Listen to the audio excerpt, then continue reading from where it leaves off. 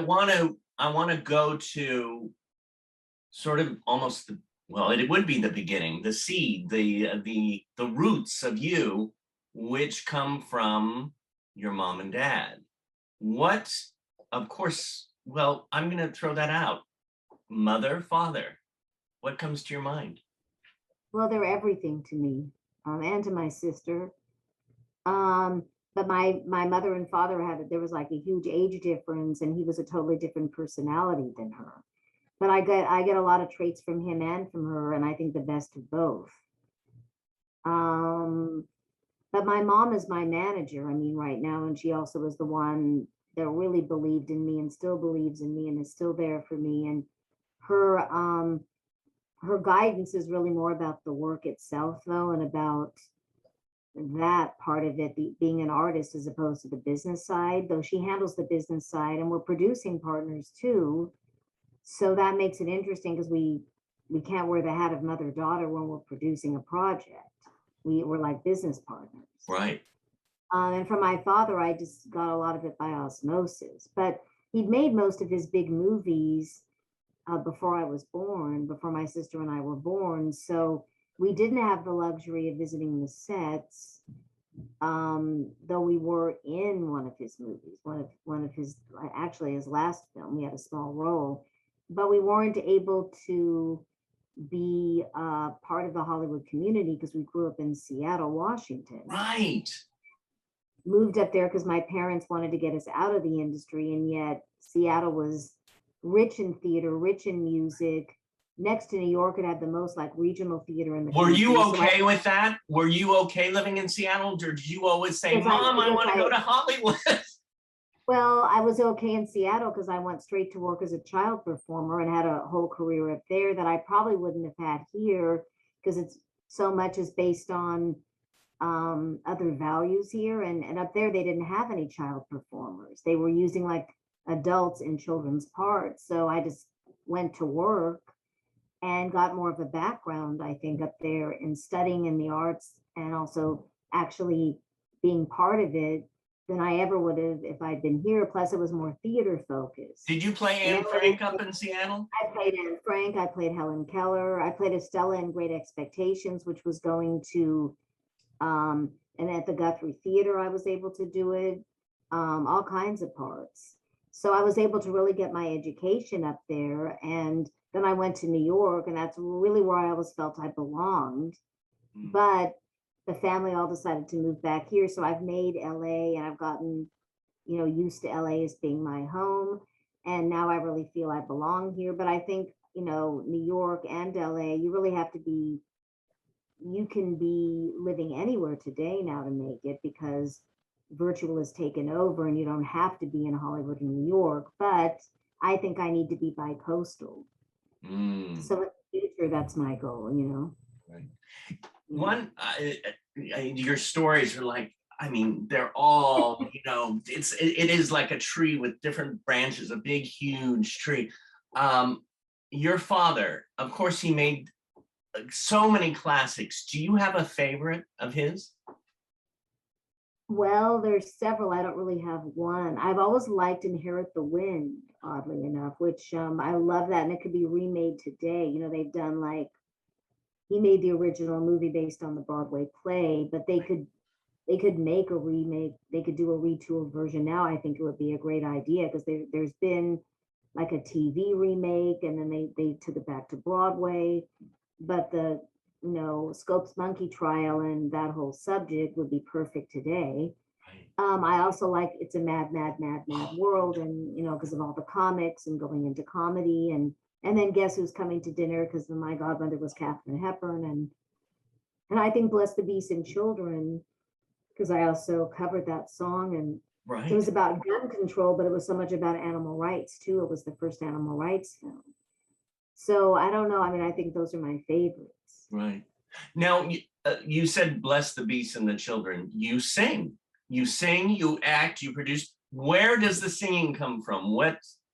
Well, that's a great question because nobody in my family sings. Maybe a holdover from a past life. I'm not sure. I mean, I've been singing since I was little. Dancing and singing were my two main disciplines before I ever got into acting. Yeah. And my sister plays the piano and composes, so we're both very musical.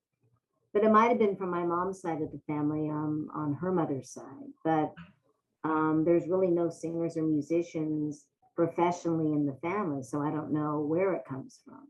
Mm. But I was remember being influenced by Judy Garland and Barbara Streisand as the two main female singers growing up, and they still influence me today. And Barbara's CD just came out, so Right. yeah. Right. Do you So have it yet? I do. Yeah, I got it today, actually. Good. Very Yeah. nice. Yeah, it's amazing to just something about those two performers are brought up a lot of times. Judy Garland, Barbara Streisand. What is it about them, do you think, is so? Yeah, she was like she's herself, but she's like the Judy Garland of, in a way, of today. And then there's been others, but well, just because they had such unique voices that had a cry in their voice, and made you feel, where other singers are very technical, but they had, like, I don't know, it's a certain cry in the voice. Mm, But Linda Ronstadt is another favorite of mine, and she also has that. And it's a shame she can't sing anymore. But what I like best about Linda is that she was able to sing every different genre, and that's something I really want to tap into.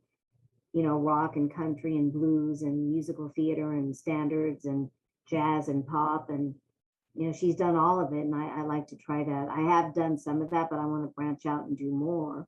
right. And I want to combine the singing with the comedy and make it, one focused thing. Yeah. Since we're on music and acting, I mean, you're all art, your art. I'm gonna throw out a name. And whatever comes to your mind. Lainie Kazan. Yeah, well, I was going to say she's a mentor to me. She's a brilliant singer, but more importantly, I think she's just a brilliant actress. And as much as I love her as a singer, her comedy, her comic timing is impeccable, and she's a dramatic actress. And there's so much more I think she still has left in her to do. I hope she does it. Yeah. I mean, I have roles for her now that she would be good.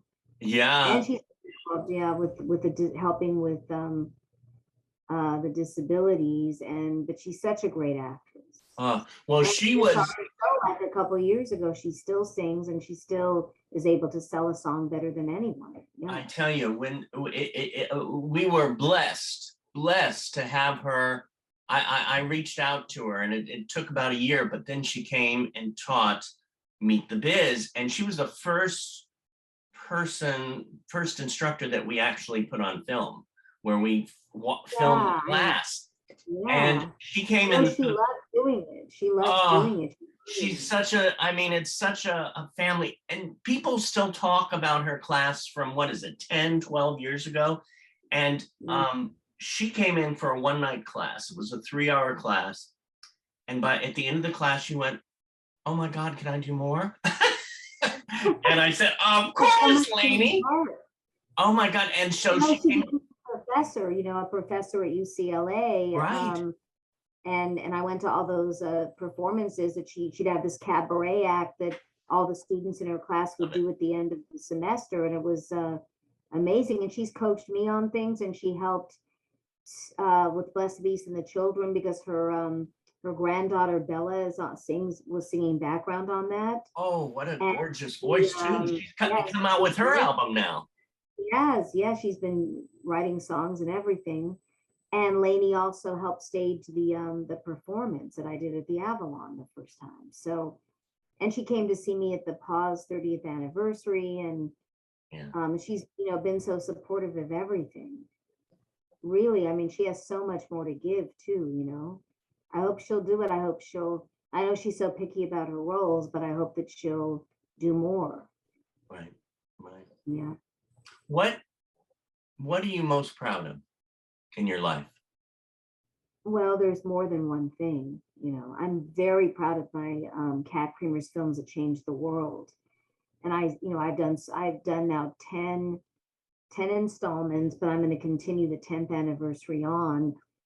and I'm going to try and do 10 films for the 10th, even though I have, graduated into the 11th, but there was an interruption because of the pandemic. And so I want to continue with, even if I don't do them all at once, I want to have 10 films, maybe at least do 2 this year and then the rest next year. Because I'm focusing on the theme Sheroes for Change, which I started at the 10th anniversary, which is all basically films made by women about women, focusing on women's issues. Mhm. And then I'm starting something called New Voices for Change, which you will find interesting. I'm taking like new plays and screenplays and doing like staged readings, and they're all social issues, and to get them out there before they're actually produced into a film or made into a play. And I think, there's a lot you can do with that in terms of the issues. And I'm really proud of all the stuff I've done with Lily Tomlin. When I look back, and obviously want to do more, but I'm really proud of the musical Salute to Her, and all the the things we did with social issues. I don't think anyone else has that same exact background with her. I mean, she may have worked with a lot of different people, but I don't see anyone that has done all the social issues and pursued that, mission, and then also has done the performing and kind of been mentored by her in that. I don't see anyone with that same path that they followed. So I'm really proud of that. Yeah. And I definitely, like I said, hope to continue. But yeah, I mean, I'm proud of everything I've done in Child of the 70s, and Right. pretty much everything. The writing, I've done a lot of writing in my life. I'm just trying to think of like current things. But the screening series is kind of what keeps me going. You know what I'm saying? Like if everything ended, at least I would have that. That's my something I originated. It's mine. So I guess I'm most proud of that. Right. Not that I didn't originate these other things, but there other people are involved. That's something that I could do on my own, even if nobody else came, or I would still be able to get the movies and the messages out there. Right. So, I'm but it doesn't work without the activists, driving it really. yeah. And each movie and screening and panel has a life of its own. Yeah. Yeah. I'm just taking you in. I'm just listening to all the stuff that you've done.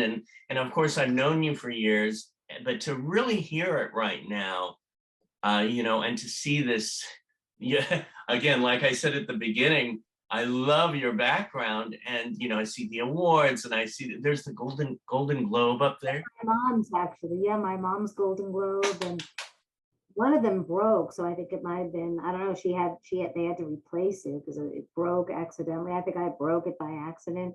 But we have the Compassion Award from the Braveheart women. And then of course I have the Love International Film Festival, and there's different awards up there that are meaningful. And books, and but like I said, it's The Office, and this is where a lot of our creating happens.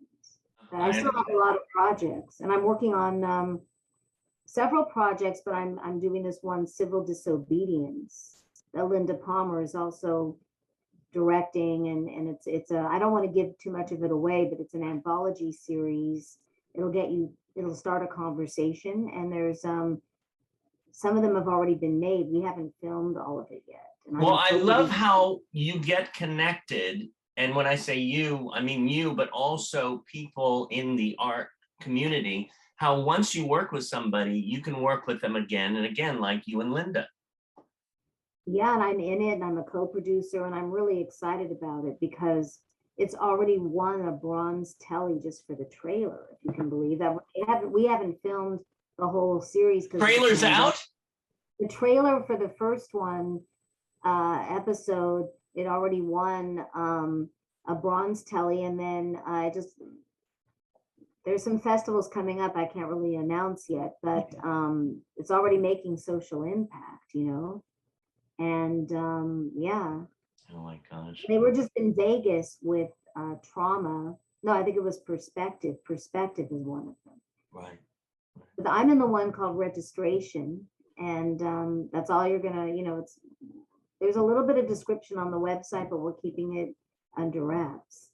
But, you know, Linda's really excited about it. There was a screenwriting competition for people to actually get selected for it. And it is an anthology series, and those are really hot right now. And I'm also developing, separate from that, an anthology series animation about animal rights and wildlife conservation. And I have a great team I'm working with, and it's written by Lorraine Wheat. Oh, That's all I'm going to say. But and you have the animators already? we have it all in the works, and you know, I'm going to announce it here because it hasn't actually been officially announced. We're going to be doing an audio podcast or a podcast of it first before it goes to animation. And podcasts, as you must know, are hotter than hot. I mean, the Tribeca Film Festival even has a whole category just for podcasts. So I think it'll be visual and audio, but we're doing a podcast of the story, the pilot, so to speak, and then it'll be animation, and it's a short film, but it's also standing alone as a film, but then it's going to be a series. So it's like a 3-part thing, and that's a big part of my passion is this project. I'm so passionate about it.